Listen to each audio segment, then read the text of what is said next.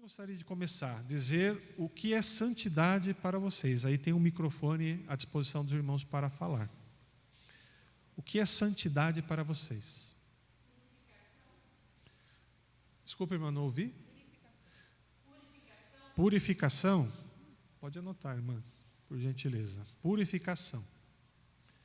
Então, a santidade é o ato, né, o processo de purificação. O que mais, irmãos? Como? Ser separado. Nosso irmão, nosso presbítero Amâncio, colocou aqui, muito bem colocado, ser separado, né? O que mais, irmãos? A irmã Cleide disse uma vida de oração. Pode colocar, irmã. Aqui não tem, por enquanto nós não vamos dizer o que é certo e o que é errado. Vamos ouvir todos os irmãos dizendo e depois nós vamos tentar chegar numa conclusão, né? À luz da Bíblia, o que é santidade. O que mais, irmãos?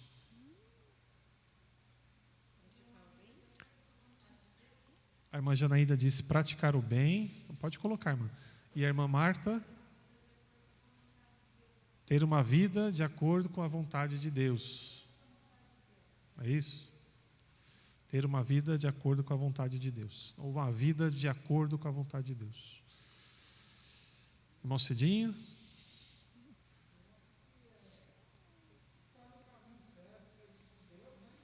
Sim. Seguir o caminho correto e obedecer a palavra, é isso? É. Vejam que o assunto não é simples não, né, irmãos? É complexo, né? Nós estamos no caminho certo, estamos colocando tudo que vem no nosso coração, né?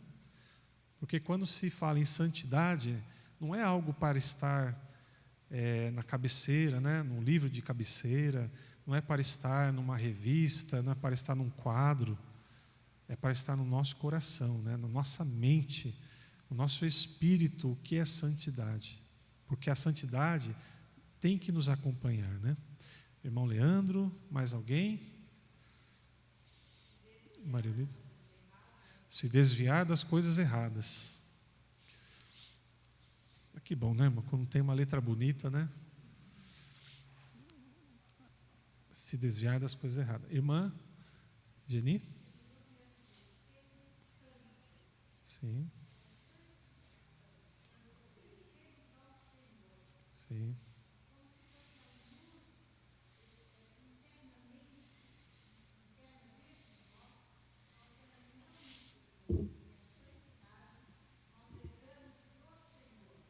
Sim.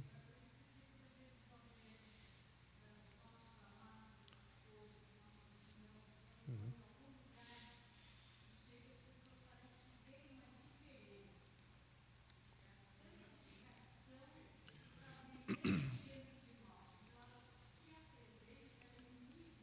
Uhum. Sim. Sim.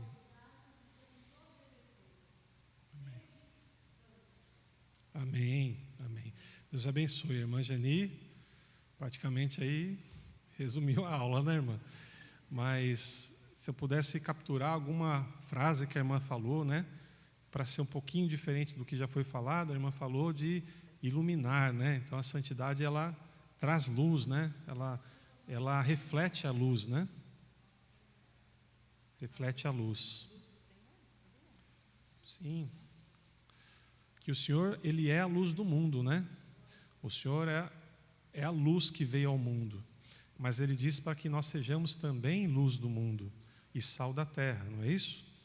Então, na mesma luz que o Senhor porque Ele é o luzeiro maior, né? É como se fosse o sol, Ele é comparado como o sol da justiça.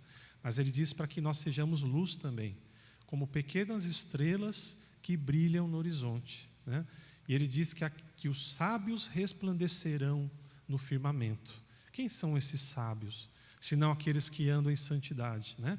Que vão resplandecer a luz de Cristo, não a nossa luz, mas a luz do nosso eterno Salvador. Amém, irmã? Deus abençoe. Até gostaríamos de colocar mais, porém não iria caber, né, irmã? Então, nós temos muita muitas observações dos irmãos, muitas conclusões, e que com certeza formam o pensamento de cada um dos irmãos aqui nessa noite. Então, santidade de fato é algo muito importante, porque se não fosse importante, o Senhor não diria na sua palavra: sem santificação ninguém verá o Senhor. E essa é uma frase, né, uma passagem bíblica que às vezes muitas pessoas se esquecem, né? Se esquecem de que isso é relevante. Toda a palavra de Deus, toda a Escritura, ela serve para exortar, para ensinar, para edificar, né? Toda a Escritura é importante, porque ela é inspirada pelo Espírito Santo. Nenhuma palavra que existe na Bíblia pode ser ignorada. Mas existem alguns ensinamentos na Bíblia que precisam ser levados muito a sério, né? Então, esta é uma frase que, por várias vezes, quando eu leio, quando eu medito, irmãos, vem um temor muito grande, né? Porque nós, como seres humanos, nós pensamos, como alcançar esta santificação? E é isso que nós vamos estar aqui estudando juntos hoje. Amém? Bom, irmãos, nós temos o conteúdo da apostila, e que eu queria aqui inicialmente dar uma introdução. Segundo a Bíblia, santidade é nos separar para Deus, em pureza. Então foi falado aqui de purificação, né, irmã Sulamita, e sinceridade de coração, não tomando a forma do mundo e agindo como o mundo, mas agindo segundo a palavra do Senhor, né, que o irmão disse aqui, obedecer a palavra do Senhor, nos esforçando para nos afastar da aparência do mal. A irmã Eleonida disse, desviar das coisas erradas, não é isso, irmã? E da prática do pecado, que é basicamente evitar o mal, evitar o pecado, evitar as coisas erradas, aquilo que o Senhor desaprova. Então nós temos lá em Romanos capítulo 12, se algum irmão ou irmã puder abrir e ler para nós, Romanos 12, versículo 2. É muito conhecido, mas é muito relevante para o aprendizado sobre a santidade. Inclusive, no nosso desafio da leitura bíblica, nós acabamos de ler o livro de Romanos, né? E já estamos no livro de 2 Coríntios. Romanos capítulo 12, versículo 2. Quem achou pode ler para a gente, por favor.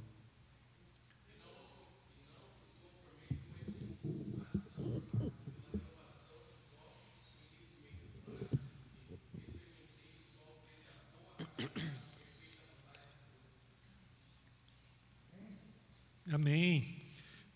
Então nós vimos que o apóstolo Paulo, na carta aos Romanos, exorta para que todos nós não venhamos nos conformar.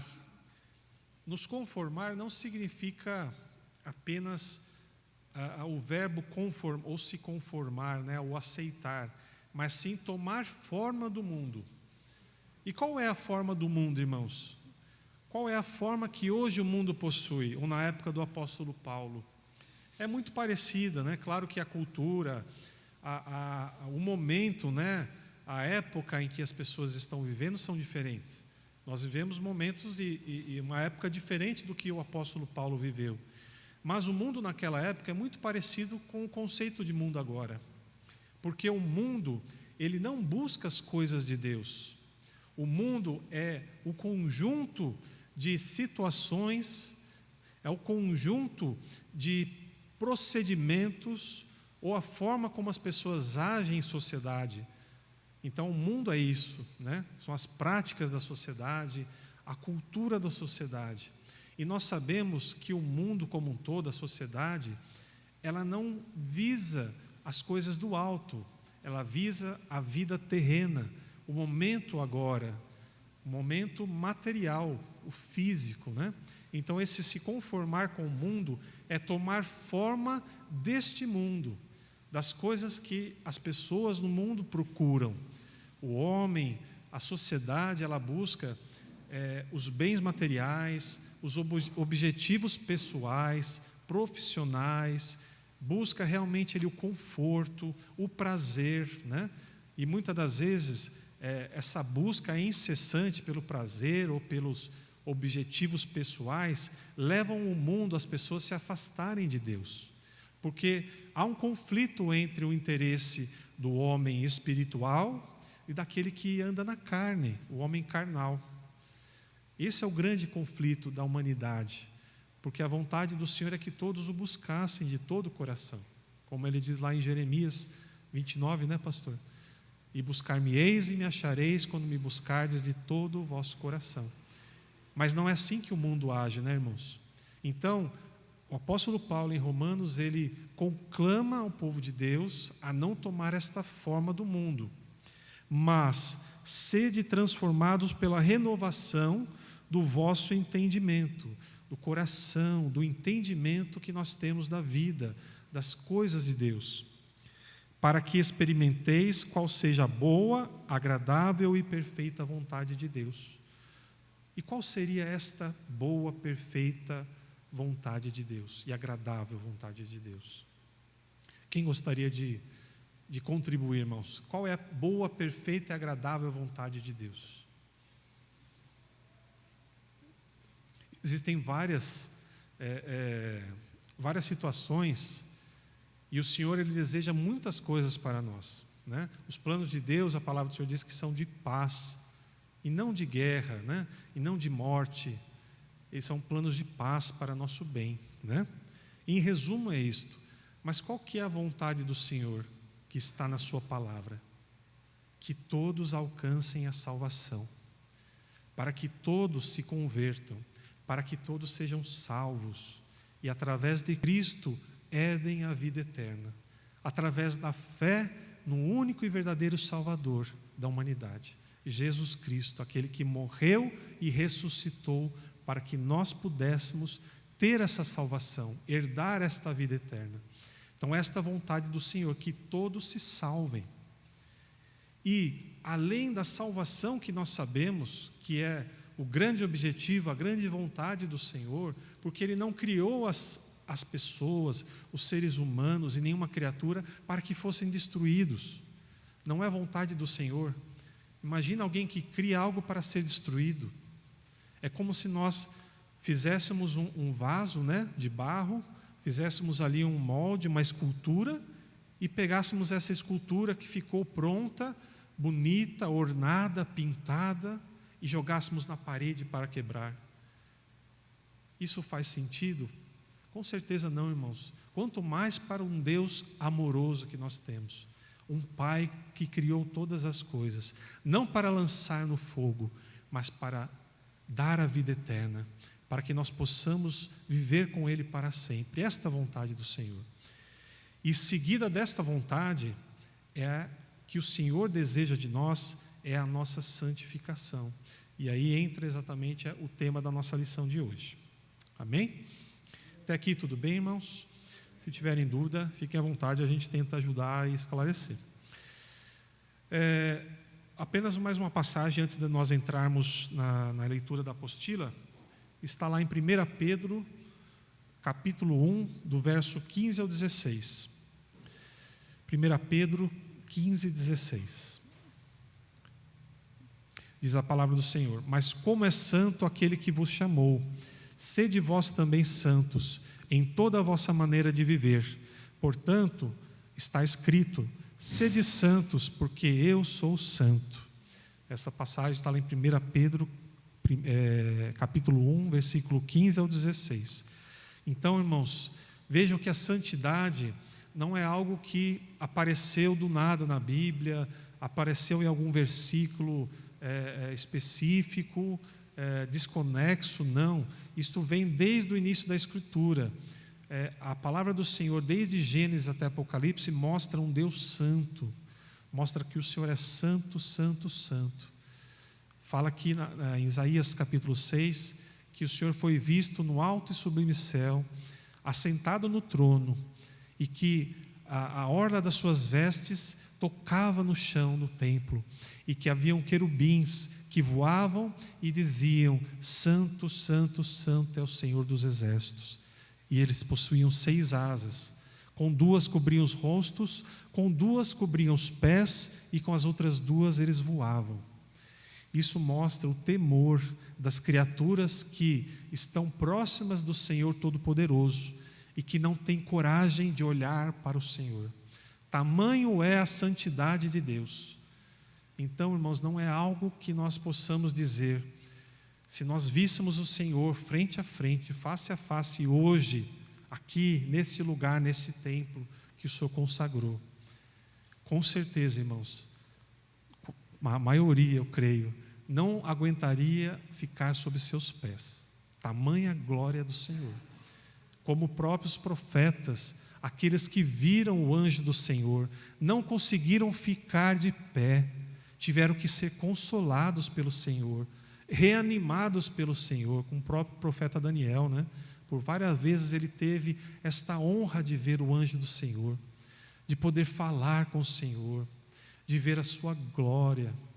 Maravilhoso, né, irmãos? A gente, quando lê a Bíblia, nos profetas, nós vemos essas passagens, parece que nossa mente viaja, né, irmãos? De imaginar uma pessoa, um irmão em Cristo, né? Um irmão, um servo de Deus, como nós, falhos, né? Com as mesmas paixões, com as mesmas dificuldades, passando talvez pelas mesmas provações, ter esta honra de ver o Senhor, de falar com o Senhor.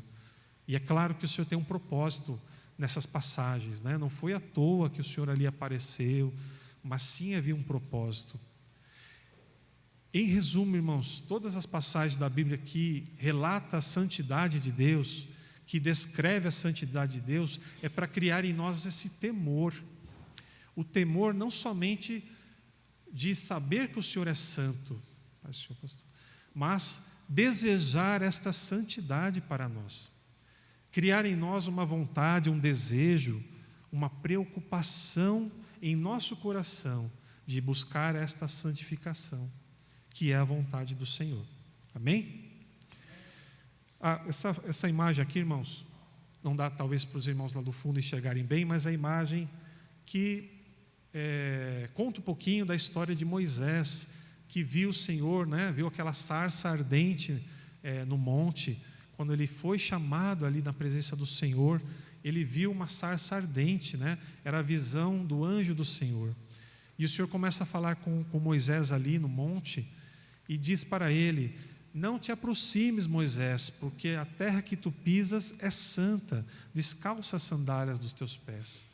E ali Moisés temeu pela sua vida, né?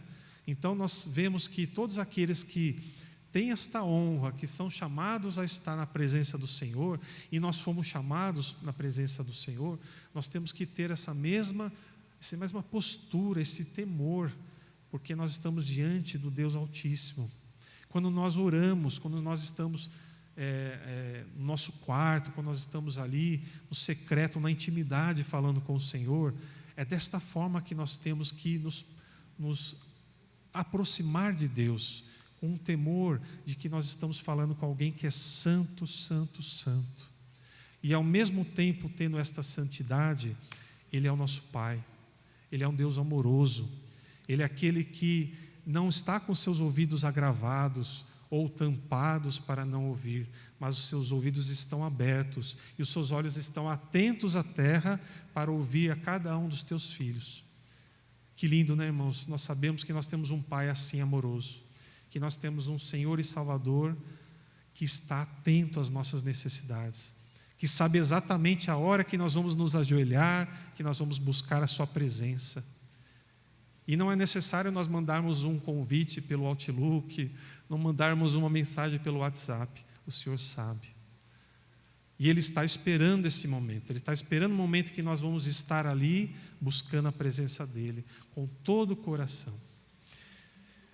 E para que nós possamos avançar na lição, irmãos, eu vou ler aqui o início da apostila, está na página 60. Na introdução diz o seguinte: assim como fomos tirados das trevas para a maravilhosa luz, quando recebemos, através da sua graça infinita, a salvação mediante a fé na obra do nosso Senhor e Salvador Jesus Cristo, devemos continuar seguindo o caminho estreito e os passos do Senhor, como Ele nos ensinou.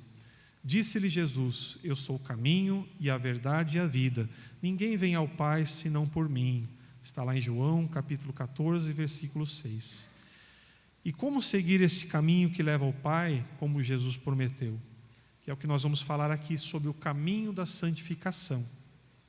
Então, irmãos, no início da introdução da lição 11, fala que nós fomos tirados das trevas para a maravilhosa luz, quando nós recebemos o nosso Senhor e Salvador Jesus Cristo, como o único e verdadeiro Salvador de nossas vidas.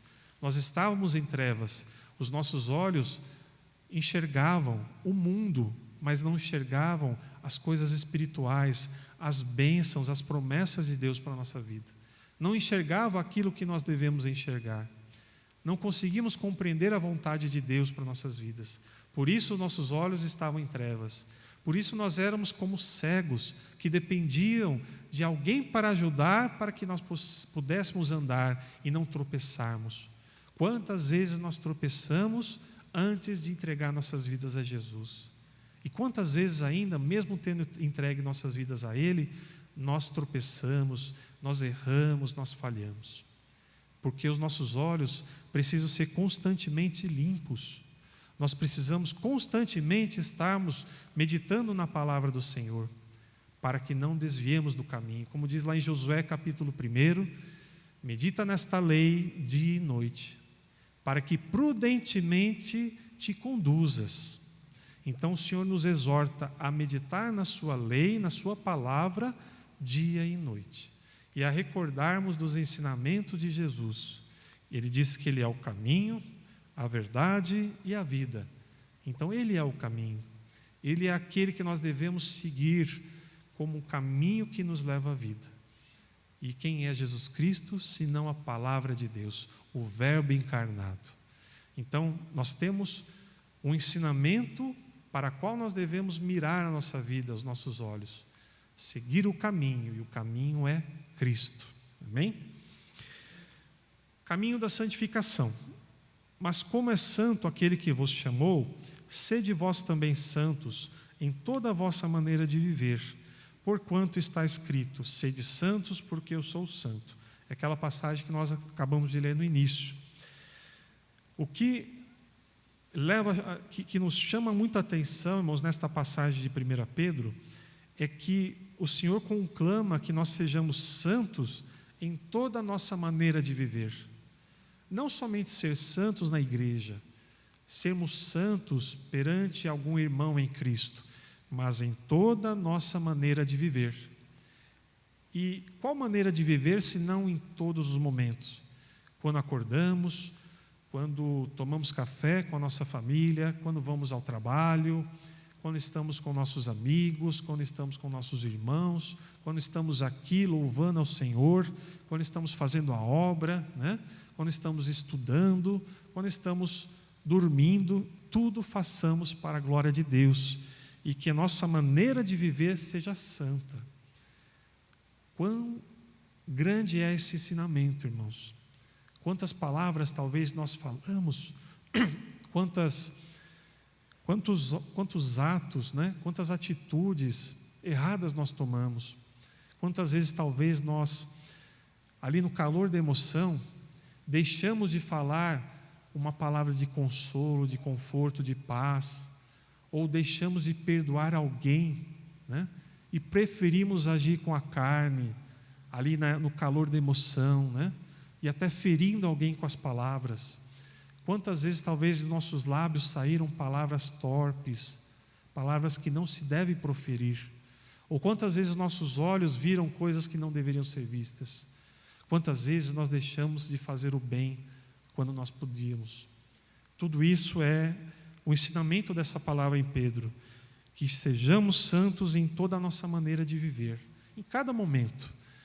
E isso não é fácil, nós sabemos que não é fácil, mas quando nós buscamos o temor do Senhor, quando nós realmente amamos o Senhor, nós criamos uma preocupação em nosso coração. Nós ficamos atentos a cada palavra que nós falamos, nós ficamos atentos a cada ato, a cada atitude que nós venhamos ter. É como se nós tivéssemos 2 processadores no nosso cérebro, né?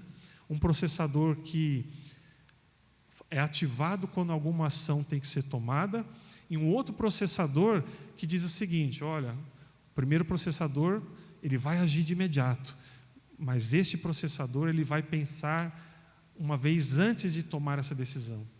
É como se fosse ali uma caixinha em que são guardados as verdadeiras motivações que nós temos, como se nós devêssemos seguir uma segunda opinião, um segundo conselho antes de tomar uma decisão. E o que seria esse segundo conselho, ou esta segunda opinião? É o Espírito Santo. A presença do Espírito Santo na nossa vida nos leva a não tomar ações ou atitudes erradas, nos leva a não proferir palavras torpes, ou agredir alguém com as palavras, né? Ou difamar alguém, falar mal de alguma pessoa, proferir mentiras, né? Falso testemunho, ou cometer pecados. Essa consciência que vem do Espírito Santo. Por isso que todo aquele que recebe a Cristo como seu Salvador, todo aquele que se converte a Jesus, que reconhece os seus pecados, ele recebe o Espírito Santo em sua vida. O Espírito Santo é o penhor da nossa vida eterna, é o penhor da nossa salvação. E ele estando ao nosso lado, estando conosco, habitando em nós, sendo o templo do Espírito Santo, né? A palavra do Senhor diz que nós somos o templo do Espírito Santo. Ele cria esse temor, ele faz com que nós não estejamos caindo em pecado em qualquer momento. Ele nos fortalece para que a gente não erre, para que nós não pequemos, para que a gente faça a vontade do Senhor. Mas esta consciência, ela precisa ser alimentada diariamente pela meditação da palavra do Senhor, pela oração, pela comunhão com Deus, para que esta consciência haja e seja mais forte do que a nossa carne. Porque se nós não combatermos essa vontade, esta consciência natural do ser humano, nós vamos estar sempre errando. Que é a natureza humana, né, irmãos? É a nossa natureza errar, falhar, pecar, né? Bom, na apostila, ainda na página 60, temos aqui uma pergunta. E por que então devemos nos santificar? Por que nós devemos fazer este esforço? Nós sabemos que não é fácil, nós sabemos que é difícil. E muitas das vezes, realmente é muito difícil o caminho da santificação. Então, se é algo tão difícil, irmãos, e nós estamos acostumados, como seres humanos, a buscar aquilo que é mais fácil, né? Aquilo que é mais confortável, por que então nós devemos nos santificar, na opinião dos irmãos? Deixa eu puxar aqui, senão vai ajudar os irmãos. Quem gostaria de contribuir? O pastor chegou aqui, gostaria de contribuir.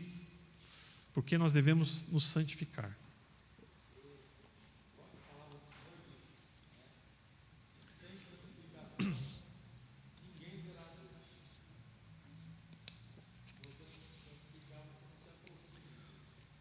Exatamente.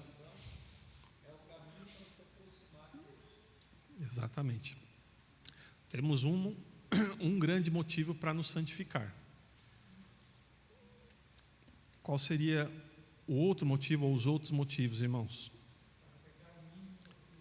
Para pecar o mínimo possível, né, irmão? Ou para não pecar, né? Também. Que a santificação, ela é, exatamente, ela é para pecar o mínimo, né, irmão? Mas, quando nós nos santificamos, automaticamente, ela traz a consequência é pecar menos, né? Quando nós estamos nos santificando. Então, a consequência realmente é pecar menos, falhar menos, né? O que mais, irmãos?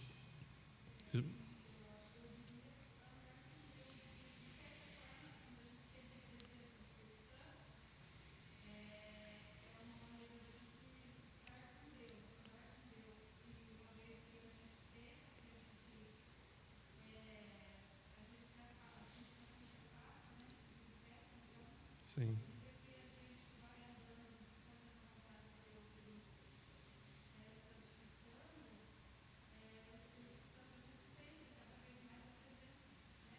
Sim, sim. De nos aproximar mais de Deus, né? Então, a santificação nos leva a estar mais próximos de Deus. Até porque a palavra diz que Ele é santo, né? Então, que nós sejamos santos também. Mais alguém, irmãos, gostaria de dar opinião, contribuir? A irmã Geni?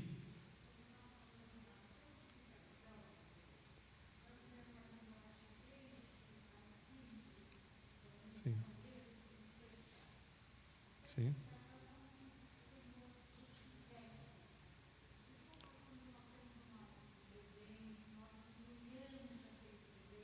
Aham. Sim.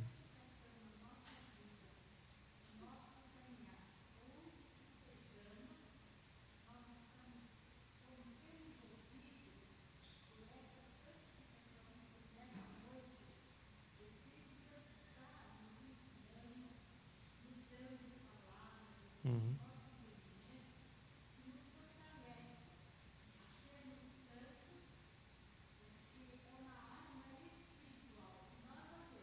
Sim.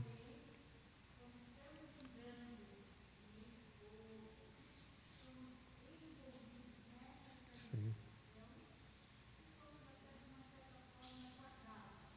Amém.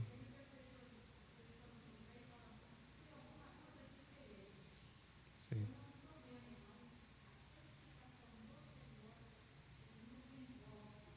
Sim.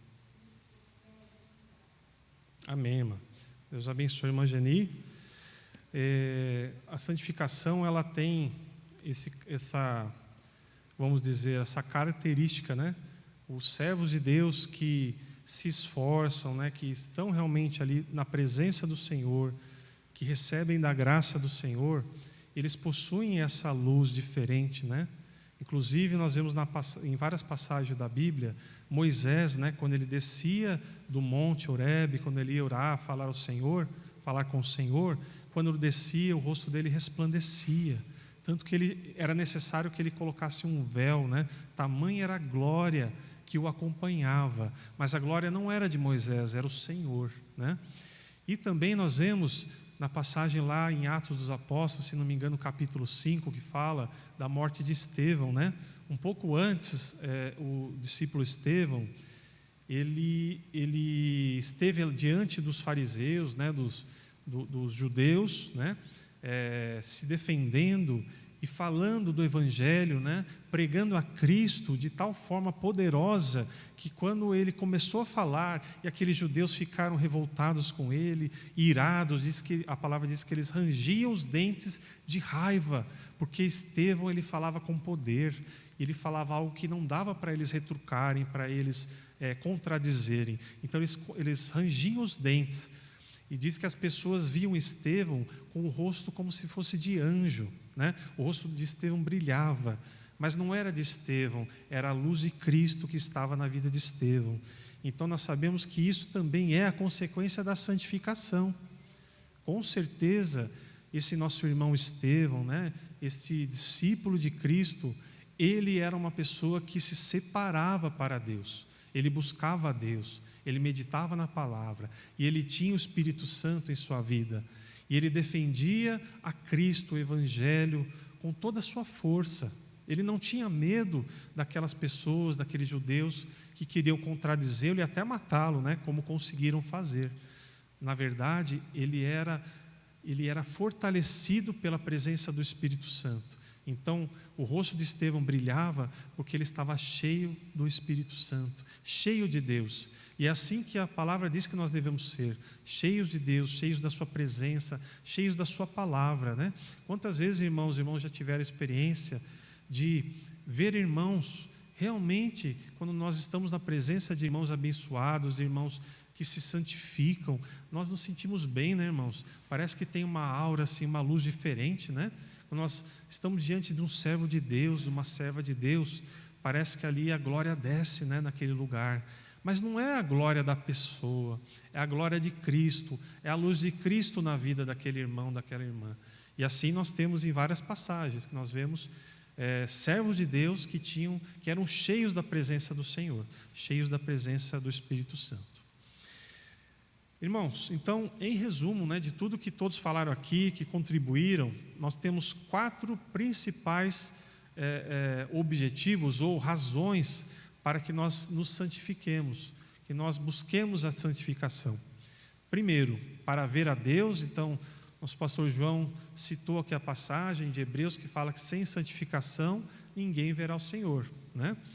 Também por obediência ao Senhor, né? Lá está em 1 Tessalonicenses, capítulo 4, verso 3, diz o seguinte: porque esta é a vontade de Deus, a vossa santificação, que vos abstenhais da fornicação ou da prostituição. Então, a vontade do Senhor é a nossa santificação.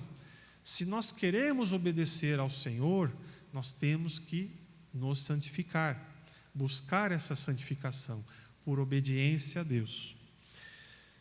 Como nós vimos aqui em Hebreus 12, 14, fala da santificação como sem a santificação ninguém verá ao Senhor. Lá em 1 Tessalonicenses 4, 7 também diz: porque não nos chamou Deus para a imundícia, mas para a santificação. Então o Senhor nos chamou para sermos santificados. Em 2 Coríntios capítulo 7, verso 1, diz o seguinte: ora, amados, pois que temos tais promessas, purifiquemo-nos de toda a imundícia da carne e do espírito, aperfeiçoando a santificação no temor de Deus. Então, aqui ressalta que a santificação é um processo, né? Porque diz o seguinte: aperfeiçoando a santificação. Quer dizer que a santificação não é um processo da noite para o dia, porque senão não estaria aqui aperfeiçoando, né? Ninguém aperfeiçoa da noite para o dia. É um processo, né? Um caminho. Ali é uma forma de vida. Viver em santificação é um estilo de vida. É o estilo de vida que o Senhor quer para nós, né? Nós já estamos caminhando. Nós vamos só ler aqui os seguintes tópicos. Nós vamos sair para o nosso intervalo, já são 8h20. O terceiro motivo ou razão para nos santificarmos seria gratidão ao Senhor. E por último, para andar com Deus. Mas nós vamos ler essas últimas razões depois do nosso intervalo. Amém, irmãos? Né? Vamos retomar nossa aula, irmãos. Já estamos um pouquinho atrasados. Bom, voltando aos nossos 4 tópicos ou 4 razões por que devemos nos santificar. Para ver a Deus, nós lemos aqui em Hebreus 12, por obediência ao Senhor, né? Nós lemos aqui também em Tessalonicenses e Coríntios. Gratidão ao Senhor, por gratidão ao Senhor. Então nós temos lá em Romanos 6, diz o seguinte, verso 22: mas agora, libertados do pecado e feitos servos de Deus, tendes o vosso fruto para a santificação e por fim a vida eterna. E em 2 Tessalonicenses capítulo 2, verso 3, diz: mas devemos sempre dar graças a Deus por vós, irmãos amados do Senhor, por vos ter Deus elegido desde o princípio para a salvação e santificação do Espírito e fé da verdade, lá em 2 Tessalonicenses. E a quarta razão, o quarto motivo para o qual devemos nos santificar é porque queremos andar com Deus, queremos estar na presença de Deus. E porque Ele é santo, nós temos que ser santos, né? Para estarmos chegando próximo de Deus, estarmos na presença do Senhor. Como foi lá na história de Moisés, né? Para que ele se achegasse diante do Senhor, e ele estava ali pisando numa terra santa, o Senhor tocou, né?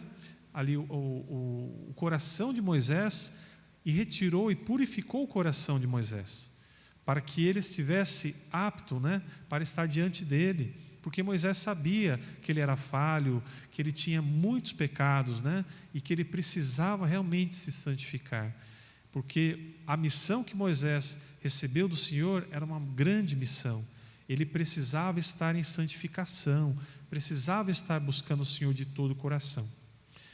Então são os 4 motivos que nós devemos porque nós devemos nos santificar: para ver a Deus, por obediência ao Senhor, gratidão ao Senhor e para andar com Deus. Irmãos, nós temos algumas passagens da Bíblia que reforçam essa necessidade da santidade. Lá em Êxodo, capítulo 28, do verso 36 ao 37, diz o seguinte: também farás uma lâmina de ouro puro, e nela gravarás, como as gravuras de selos, santidade ao Senhor. e atá-la-ás como um cordão de azul, com um cordão de azul, de modo que esteja na mitra, na frente da mitra estará. Então aqui nós temos uma imagem de como andava o sumo sacerdote, como ele deveria se vestir, além da túnica, né, de todos, do éfode, né, da túnica de linho puro, ele tinha que usar também um cordão azul com uma lâmina na frente, escrito: Santidade ao Senhor. Aqui a imagem está, claro, escrito em hebraico, né, mas o significado é santidade ao Senhor. E ele deveria colocar na sua testa, né, colocar ali na sua fronte, para que aquilo ficasse visível para o povo de Deus. Não somente para os sacerdotes, mas para todo o povo, para que o povo visse, através ali da presença do sumo sacerdote, que era alguém que ali era simbolismo, né, ou simbolizava ao verdadeiro sumo sacerdote, que é Cristo. Então o sumo sacerdote, ele usava esse cordão, esta lâmina, e tinha esta gravura escrito Santidade ao Senhor, para que lembrasse a todo o povo, em todo momento, o quão necessário era a santidade a Deus. Amém? Êxodo capítulo 19, versículo 10 também diz o seguinte: disse também o Senhor a Moisés: vai ao povo e santifica-os hoje e amanhã, e lavem eles as suas roupas, estejam prontos para o terceiro dia, porquanto no terceiro dia o Senhor descerá diante dos olhos de todo o povo sobre o monte Sinai. Essa passagem, ela foi literal, né? O Senhor, através de Moisés, exortou para que o povo se santificasse, né? Se purificasse, para que após o segundo dia, no terceiro dia, eles recebessem a presença do Senhor. O Senhor viesse adiante deles para falar com o povo, né? E quando o Senhor se apresentava diante do povo, quando o Senhor falava com o povo e quando o Senhor chamava o povo, Ele também dava essa exortação para que o povo se santificasse, porque o Senhor é santo, Deus é santo. E aqui também é um simbolismo, né? É uma profecia, está simbolizando a volta de Jesus, né? Ao terceiro dia, ou ao terceiro milênio, né? Jesus voltará. E nós sabemos que nós já estamos no terceiro milênio, né, irmãos? Estamos aí no segundo milênio, né? Já fazem 2000 anos que Cristo passou por esta terra, morreu e ressuscitou, né? Está agora assentado à direita de Deus e voltará em breve. Então, o terceiro dia simboliza também esse retorno do Senhor, onde todo o povo, né, deverá estar diante dele, e todos os olhos estarão face a face do Senhor. Todo o povo verá, né? Então essa é uma profecia também, simboliza o retorno do Senhor. Também nós temos lá em 1 Pedro capítulo 2, verso 5 e verso 9. Vós também, como pedras vivas, sois edificados casa espiritual e sacerdócio santo, para oferecer sacrifícios espirituais agradáveis a Deus por Jesus Cristo.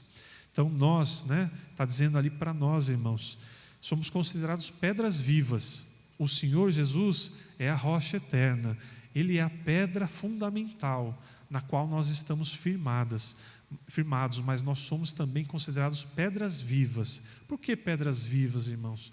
Porque nós estamos em constante transformação, constante mudança, sendo aperfeiçoados pelo Espírito Santo, né? E somos edificados, somos construídos, somos aperfeiçoados como casa espiritual. Nós sabemos que a palavra diz que nós somos templo do Espírito Santo. Templo é como se fosse uma casa, né? Então nós somos casa ou templo do Espírito Santo. E sacerdócio santo. Sacerdócio vem da palavra sacerdotes, né? Então nós somos considerados para Deus, Deus nos enxerga como sacerdotes. E o que faz um sacerdote, irmãos? Senão orar, interceder uns pelos outros, né? Proceder bem, fazer o bem ao próximo, ensinar a palavra, exortar, edificar, aconselhar, ajudar, confortar e estar em comunhão, né? E apresentar-se diante de Deus como se deve ser feito, né? Por isso é sacerdócio santo. Nós temos que nos apresentar perante Deus como sacerdotes santificados, né? Separados para Deus, para oferecer sacrifícios espirituais. Então, o sacrifício que Deus exige de nós não é um sacrifício material, físico. Muitas das vezes, sim, nós nos sacrificamos materialmente, fisicamente, né? Nós deixamos de lado algumas coisas materiais, né, para oferecer o nosso melhor ao Senhor. Mas o que Ele quer de nós são sacrifícios espirituais. O amor, o temor, a obediência à sua palavra, né? Que é considerável agradável a Deus por Jesus Cristo. Nada do que fizermos que não for através de Jesus Cristo será agradável ao Senhor. Tudo que nós fizermos tem que ser em nome do Senhor Jesus Cristo, porque por Ele, para Ele e dele são todas as coisas. Então, através de Jesus, nós nos tornamos agradáveis ao Senhor. Os nossos sacrifícios são agradáveis. Mas se nós fazemos sacrifícios por nós mesmos, né, para sermos reconhecidos, né, para recebermos status, para que os homens vejam, as pessoas vejam, não é agradável ao Senhor. Nós temos que fazer por Jesus Cristo, em nome dele e para ele, com todo o nosso coração. Em 1 Pedro 2,9 diz: mas vós sois a geração eleita, o sacerdócio real, a nação santa, o povo adquirido, para que anuncieis as virtudes daquele que vos chamou das trevas para a sua maravilhosa luz. Olha que responsabilidade, irmãos. Somos a geração eleita. Não eleitos pelos homens, né, numa eleição, numa votação, né, numa urna eletrônica, mas eleitos por Deus. Somos o sacerdócio real, somos considerados sacerdotes reais. Reais é porque nós fazemos parte de um reino e temos um rei, que é Jesus Cristo. Nós somos a nação santa. Como povo de Deus, nós somos uma nação, e é uma nação santificada, considerada santa por Deus. Povo adquirido. Por que adquirido, irmãos? Porque nós fomos comprados por bom preço, e preço de sangue, nosso Senhor e Salvador. E por que, irmãos, tudo isso aconteceu em nossa vida? Somos geração eleita, sacerdócio real, nação santa, povo adquirido. Mas por quê? Por que tudo isso, irmão Cidinho? Para que anunciemos as virtudes daquele que nos chamou das trevas para a sua maravilhosa luz. Para que vocês anunciem as maravilhosas virtudes daquele que nos chamou. E quem nos chamou? Jesus Cristo. Então nós temos que anunciar a Ele, anunciar o Salvador, anunciar que Ele morreu por nós, né? Que Ele sofreu, que Ele padeceu por amor de nós. Todas as virtudes dele, o amor, a bondade, a benignidade, a mansidão, né? A temperança, a fé, não é isso? Tudo aquilo que Ele mostrou como virtude, aqui em vida e ainda lá nos céus. Tudo que nosso Senhor Jesus possui de bom, porque nele só há bondade, só há coisas boas em Jesus. Nós temos que anunciar este Salvador, nós temos que anunciar essas maravilhosas virtudes, para todas as pessoas verem que Ele nos chamou das trevas para a sua maravilhosa luz, e que Ele quer fazer o mesmo com todas as pessoas. Ele quer tirar todas as pessoas das trevas e trazer para a sua maravilhosa luz. Então nós temos que anunciar isso, irmãos. Nós temos que contar com as nossas palavras, né? Com aquilo que nós aprendemos na palavra do Senhor, até usando as nossas palavras, mas sabendo que aquilo está na palavra do Senhor. Nós temos que anunciar a Cristo, né? E nós vamos aí para o final da lição, que fala o tópico como me santificar. Então nós aprendemos o que é santidade, né? Tudo aquilo que nós escrevemos aqui, principalmente o conceito de que santidade é nos separarmos para Deus, né? Das coisas do mundo, para evitarmos o pecado, aquilo que não agrada a Deus, né? Isto é santidade. E aprendemos por que devemos nos santificar, não é isso? Lá atrás nós aprendemos que nós devemos nos santificar para ver a Deus, por obediência ao Senhor, por gratidão ao Senhor e para andar com Deus. E agora nós vamos estudar o porquê na verdade, o como nos santificar. Na página 61 ainda, irmãos. Aqui nós vemos, né, um pouco do conceito do que é santidade, né? Eu vou ler a partir daqui do meio da estrofe, né? E esta deve ser a nossa conduta em todo o nosso modo de viver, pensamentos, atitudes e palavras. Vemos no livro de Levítico e Deuteronômio que o Senhor separou para si um povo que não teria possessões materiais como herança, parte da terra de Israel. Os irmãos lembram lá em Levítico, né, e também em Deuteronômio, que o Senhor fez a divisão das terras de Israel para as tribos, né?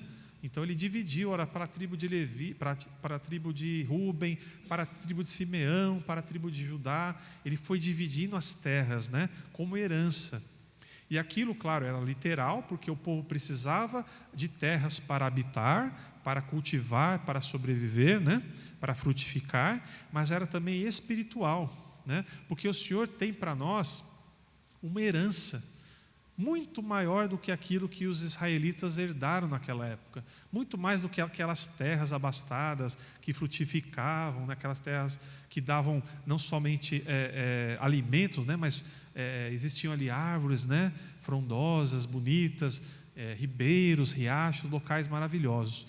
Mas também o Senhor queria mostrar algo espiritual. Qual é a verdadeira herança que nós temos? A verdadeira herança que o Senhor queria simbolizar ali na terra de Canaã, né? A terra de Canaã que foi dividida entre as tribos de Israel. A verdadeira herança, irmãos, é a vida eterna. A vida eterna com Deus. A vida eterna que vai ser uma vida repleta de alegrias, repleta de paz, né? De júbilo, de aprendizado constante, que nós vamos estar aprendendo a cada dia do Senhor, né, pastor?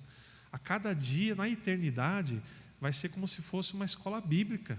Vai ser como se fosse um curso de discipulado ao vivo e em cores com o nosso mestre, com o verdadeiro mestre, né? Então nós vamos estar ali recebendo a verdadeira herança. E por isso que ele simbolizou na tribo de Levi. A tribo de Levi é considerada a tribo ali dos sacerdotes, né?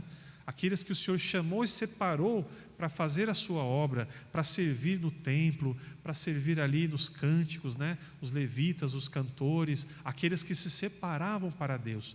Era como se fosse uma forma de ensinar o povo, e agora nós, né, nessa época, o que é se santificar.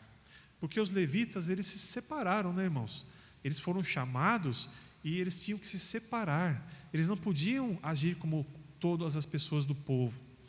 Eles tinham que agir de forma diferente. Eles vestiam aquelas túnicas brancas, né, que simbolizavam a santidade, a pureza, né, o branco, né, as vestes brancas simbolizam isso. Lá em Apocalipse fala, né, que ali havia uma multidão com vestes brancas e palmas nas mãos. É assim que o Senhor vai nos receber na eternidade. Ele vai nos revestir com vestes brancas e nós o receberemos com palmas nas mãos, dizendo: Hosana, né? Aleluias, aquele que vem em nome do Senhor. Então nós estaremos lá, irmãos, reunidos como povo de Deus, com vestes brancas. E assim eram os levitas naquela época. Eles tinham que servir a Deus usando aquelas túnicas brancas, em simbolismo à santidade, né? A separação das coisas do mundo. Então aqui diz que o Senhor separou para si um povo que não teria possessões materiais como herança, né, parte da terra de Israel, mas que o serviria em santidade e teria como sua porção e herança o próprio Senhor. Então a herança, né, a porção da herança que os levitas receberiam não seriam terras, não seriam posses, né, bens materiais, mas seria o próprio Senhor. A palavra do Senhor diz que Ele é a própria porção da tribo de Levi, para que eles não se preocupassem com o que haviam de comer, de beber ou de vestir, porque o Senhor seria a sua porção. Olha que lindo, irmãos. Os levitas, eles tinham que confiar no Senhor. E eles recebiam, eles não passavam fome, eles não passavam necessidade, porque eles recebiam eles recebiam o dízimo dos dízimos, né? Eles recebiam aquilo que era entregue à casa do Senhor, à casa do tesouro, né? Não somente os mantimentos, né? Ali os holocaustos, mas também os recursos necessários para eles viverem. Então eles não tinham que se preocupar, porque o Senhor cuidava deles. O Senhor trazia provisão para os levitas, através do povo, né? Porque os levitas serviam na casa do Senhor. Eles tinham obrigações no templo do Senhor, na obra do Senhor, né? Bom, no finalzinho diz o seguinte: de forma figurativa, o Senhor quis mostrar que seu povo, sua igreja, a noiva de Cristo, tanto na primeira aliança como na nova aliança, seria um povo separado, eleito para viver as promessas do reino de Deus e receber a coroa da vida. Aleluias. Então nós, como igreja, somos considerados a noiva do Cordeiro, a noiva do Senhor. E como se veste uma noiva? Creio que aqui a maioria das irmãs já se casaram, né? Já são casadas.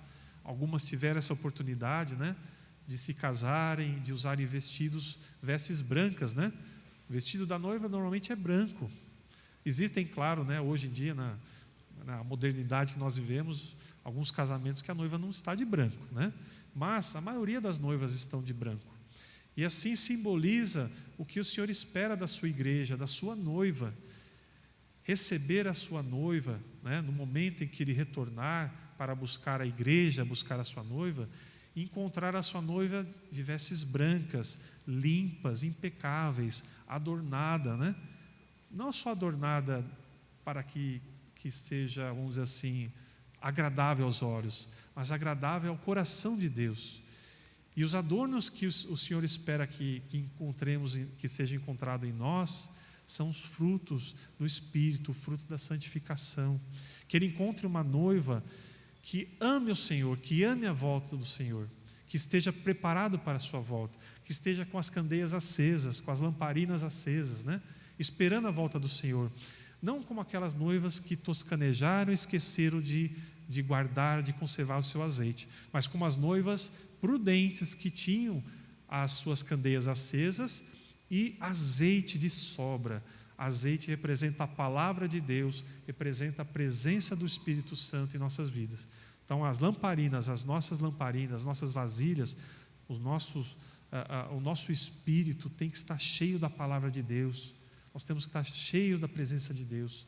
E é assim que o Senhor espera nos encontrar, como a noiva vestida de branco, de linho puro e fino, né, com aquela cor branquíssima, né, como a gente tivesse acabado de passar aí por um processo de limpeza, que isso acontece ao longo da nossa vida, né, e adornada com os frutos do Espírito, os frutos da santificação. Bom, como nós devemos nos santificar? Primeiro, através da palavra, irmãos. Então, nós sabemos que a palavra do Senhor, ela tem vários objetivos. E um dos objetivos da palavra do Senhor é nos purificar, é nos limpar das impurezas. É como se fosse aquele alvejante, como se fosse aquele sabão em pó tremendo, assim, que limpa qualquer tipo de tecido, né, irmã? É como se fosse isso. Porque Ele tem esse objetivo de nos limpar, para que as nossas vestes, né, para que nós estejamos sendo limpos, né, e possamos louvar o Senhor com aquele hino, né? Alvo como a neve. É isso que o Senhor espera de nós, que nós estejamos nos purificando, né, branqueando as nossas vestes, através da palavra. Então, nós vemos lá em João capítulo 17, verso 17, o seguinte: santifica-os na tua verdade, a tua palavra é a verdade. A oração do Senhor, né, aquela oração considerada uma oração sacerdotal que Jesus faz a Deus, né, ao Pai, ali no jardim do Getsemane, e Ele faz essa oração ao Senhor: santifica-os na tua verdade, a tua palavra é a verdade. Então Ele roga ao Senhor para que nos santifique na palavra dEle, para que a palavra produza os efeitos de santificação, de purificação, de limpeza. E não é verdade, irmãos, quando nós lemos a palavra, quando nós meditamos, quando nós pegamos um texto bíblico, quando nós estudamos a palavra do Senhor, tem momentos que a palavra entra no nosso coração e talvez, em primeira instância, nós não percebemos, mas fica aquela dúvida, aquela pergunta no coração: poxa vida, eu acabei de ler algo aqui isso está falando no meu coração, está ardendo no meu coração, que é algo que eu tenho que compreender. Eu preciso meditar nessa palavra. E aí, conforme a gente vai meditando, vai se aprofundando, vai se esforçando, a palavra, ela entra na nossa consciência, ela entra através do Espírito Santo e nos mostra o nosso pecado, mostra a nossa iniquidade, mostra as nossas falhas, mostra aquilo que nós temos que corrigir na nossa vida. E é esse trabalho que faz com que nós sejamos santificados pela palavra, nós sejamos limpos pela palavra, né? Então, primeira coisa, como se santificar? Através da palavra do Senhor, meditando dia e noite. Seja qual for o livro da palavra do Senhor, qual for o livro da Bíblia, toda a palavra do Senhor, toda a Escritura, ela é inspirada, e sendo inspirada, ela vai produzir esse efeito de limpeza, de purificação. Amém? Em segundo, obediência à sua palavra. Então, primeiro, nós temos que nos santificar através da palavra, então nós temos que meditar, compreender e praticar a palavra de Deus em nossa vida. E segundo, ser obedientes a esta palavra. Não adianta nós apenas lermos, meditarmos, né? Praticarmos uma vez e depois esquecermos. Aquilo tem que ser algo que entra na nossa rotina, que se torna um hábito e que se torna algo que faz parte, integrante da nossa vida. A palavra de Deus, ela tem que fazer parte de nós, né? Nós temos que lembrar de passagens bíblicas sem necessitar lermos todos os momentos, né? Por isso que nós devemos decorar alguns versículos, mas principalmente entender aquilo que nós estamos lendo. Às vezes nós não vamos compreender, nós vamos saber recitar verso por verso, né, pastor? Mas nós vamos compreender o sentido daquela palavra, a mensagem, o objetivo, o ensinamento que Deus quer nos transmitir. Lá em 1 Tessalonicenses fala, né, que a vontade de Deus é a nossa santificação. Então, se nós queremos ser obedientes à palavra do Senhor, aqui está um mandamento. Porque esta é a vontade de Deus, a vossa santificação, que vos abstenhais da fornicação. Segundo, 1 Tessalonicenses 4,7, porque não nos chamou Deus para imundícia, mas para santificação. Então aqui nós estamos praticando a obediência ao Senhor. Se a palavra diz que nós devemos nos afastar do mal, né, e nos santificar, nós temos que ser obedientes à palavra. Nós temos que se esforçar para receber essa santificação, para nos santificarmos no Senhor, né? Então, primeiro falamos da palavra de Deus, meditar na palavra. Em segundo, obediência à sua palavra. Terceiro, vigiar em oração. 1 Tessalonicenses, capítulo 5, versos 17, diz: orai sem cessar. Este orai sem cessar, a gente até confunde, né, irmãos? É ficar o dia inteiro orando, talvez, ali 24 horas, né, como o nosso relógio de oração. Também, se nós pudéssemos, né, e um dia pudermos orar 24 horas, será bênção. Mas não é esse apenas o objetivo aqui. Este sem cessar é a todo tempo, em todos os dias, em todos os momentos, que nós estivermos andando em espírito, estamos orando em espírito, sempre lembrando da vontade de Deus, sempre lembrando que na palavra de Deus tem um conselho, tem uma exortação, tem um ensinamento. E a cada atitude que nós formos tomar, nós nos lembrarmos qual é a vontade de Deus. Será que aquilo que nós vamos praticar, que nós vamos fazer, aquela atitude que nós vamos tomar daqui 10 segundos, é a vontade de Deus? Será que a vontade de Deus é aquilo que nós vamos fazer amanhã em nossas casas? Nós já estamos planejando algo? Quando nós estivermos planejando algo, nós temos que automaticamente meditar se aquilo é a vontade de Deus. E conforme nós praticamos a vontade de Deus, nós somos obedientes, aquilo vai se tornando rotina na nossa vida. Aquilo vai fazendo parte da nossa vida. E aí fica muito mais difícil de nós errarmos, de nós tropeçarmos, de nós falharmos e pecarmos, porque aquilo se torna parte de nós. A palavra de Deus, ela entra no nosso coração. Por isso que Jesus disse: aquele que me ama é aquele que guarda os meus mandamentos e os pratica. Guardar os mandamentos é guardar no coração, é ouvir, meditar e guardar no coração. E como que fica no coração? Quando nós entesouramos a palavra de Deus. Quando a palavra de Deus, ela é considerada para nós um tesouro. E o tesouro nós fazemos o quê, irmãos? Nós guardamos, né? Num cofre, num baú, com cadeado, bem guardado, ali no local seguro.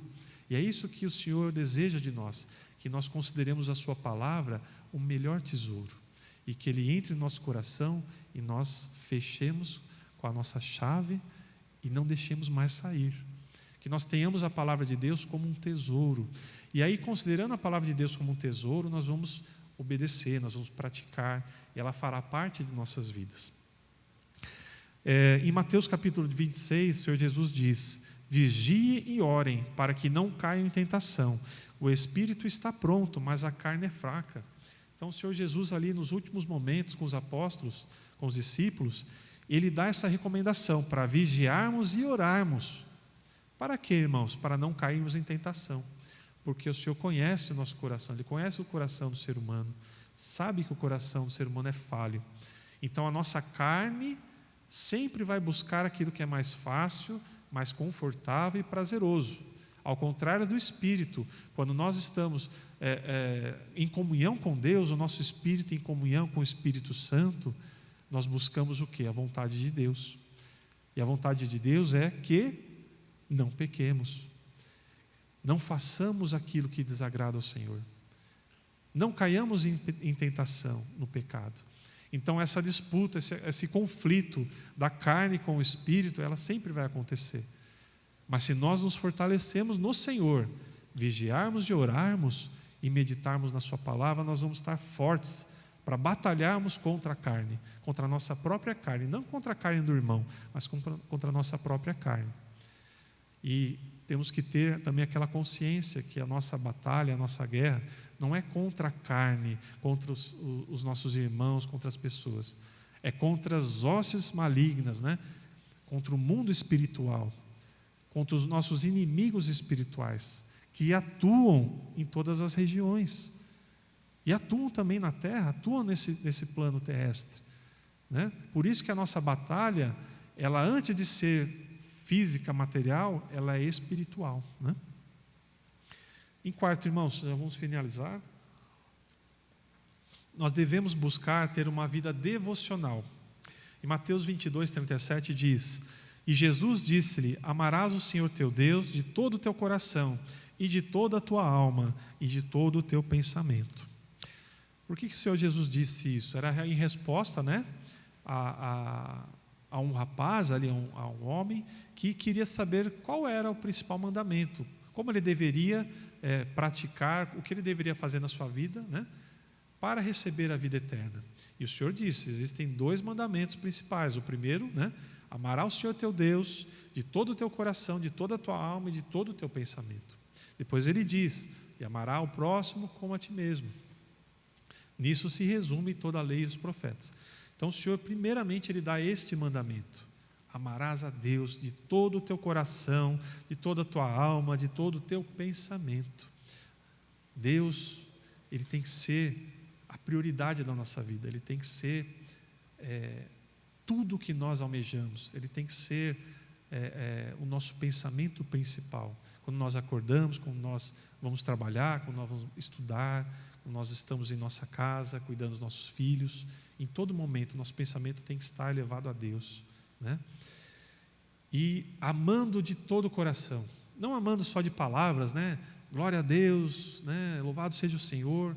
As palavras são importantes e elas têm poder, mas de nada adianta nós proferirmos palavras se não vierem do nosso coração. Então nós temos que louvar ao Senhor com todo o nosso coração e toda a nossa alma. A alma significa vontade, né, pastor? Toda a nossa vontade, os nossos pensamentos, aquilo que nós desejamos, nós temos que desejar estar na presença de Deus, né? Quão importante é estarmos na presença de Deus. O salmista Davi diz: alegrei-me quando disseram, vamos à casa do Senhor. Ele desejava estar na casa do Senhor, desejava estar na presença de Deus. E é assim que nós devemos estar também, desejando estar na presença de Deus, não somente na igreja, né, nos dias de culto, mas também em nossas vidas, nosso dia a dia. Nós desejamos chegar em casa, aquele momento da oração, daquele momento antes de dormirmos, fazermos aquela oração, entrarmos em comunhão com Deus, né, falarmos com o Pai, falarmos com o Senhor. Desejamos esse momento, né? Isso é ter vida devocional. Nós aprendemos um pouco também aqui, numa lição do discipulado, sobre o devocional diário, né, irmãos? E por último, a recomendação aqui está em Hebreus capítulo 12, versículo 4, ainda não resististes até o sangue, combatendo contra o pecado. Então nós já resistimos, em muitas vezes, em muitas situações. Mas aqui o escritor de Hebreus, ele conclama para que nós estejamos resistindo até o sangue. O que é até o sangue, irmãos? A palavra diz que no sangue há vida, né? Então, significa que nós devemos fazer de tudo, inclusive até a nossa morte, né? Não devemos considerar a nossa vida preciosa, né? Antes devemos fazer tudo conforme a vontade do Senhor e resistir contra o pecado, porque quando nós pecamos, nós desagradamos ao Senhor, nós entristecemos a Deus, nós deixamos o nosso Pai triste. Não é tão ruim, irmãos, quando crianças, né, chegávamos em casa esperando receber um elogio do pai, né? Oh, que legal, meu filho, você tirou uma nota boa na escola, né? Ajudou sua mãe aqui na casa, parabéns, meu filho.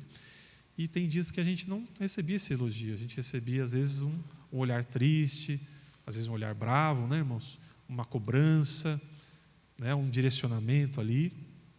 E quão triste nós ficávamos quando recebíamos esse olhar do pai, esse olhar de desaprovação, ou saber que nós deixamos nosso pai triste, né? Podíamos ter feito algo para nosso pai e não fizemos. Podíamos ter deixado de fazer algo errado para deixar nosso pai triste, preocupado, abatido, e nós fizemos algo que deixou triste. Se para o nosso pai nós nos sentimos assim, né, nosso pai terreno, quanto mais ao nosso pai que está nos céus. Quando nós pecamos, nós deixamos ele triste. Então nós temos que resistir às tentações por amor a Deus. E por último, irmãos, 1 João 2,15 diz: não ameis o mundo, nem o que no mundo há. Se alguém ama o mundo, o amor do Pai não está nele. Então, se nós amarmos o mundo mais do que Deus, o amor de Deus não está em nós. Porque o amor de Deus está em que Ele deu seu Filho para que morresse, para que nós tenhamos a salvação. E qual maior amor do que aquele que dá sua vida por alguém? Antes nós devemos amar o Senhor de todo o nosso coração, né? E evitarmos cairmos em tentação, em pecarmos, em falharmos, porque isso desagrada ao Senhor. Não só porque nós queremos nos mostrar santos, né? Nos mostrarmos corretos, íntegros para as pessoas, mas porque nós amamos a Deus. Irmãos, nós vamos ter mais alguns bônus extra aqui, que depois eu mando para os irmãos no grupo, tá? Mas basicamente fala um pouquinho sobre a armadura de Deus, que os irmãos se lembram, né? Encontra-se lá em Efésios capítulo 6, do verso 12 ao 18. Então é importante, irmãos, que a lição de hoje fala sobre santidade, mas também fala sobre uma batalha espiritual, para que nós possamos resistir às tentações e às astutas ciladas do inimigo contra nossas vidas. Nós temos que tomar essa armadura de Deus, né? E o ensinamento está lá em Efésios capítulo 6, do verso 12 ao 18. Amém? Dúvidas, irmãos? Alguém tem alguma dúvida, um comentário? Não? Amém. Então agradeço a todos os irmãos que estiveram aqui, né, pela paciência, né, pela participação, e principalmente ao nosso Senhor pela oportunidade, né, e por tudo. Que Deus abençoe a todos, em nome de Jesus. Amém? Eu vou na direção do nosso pastor João.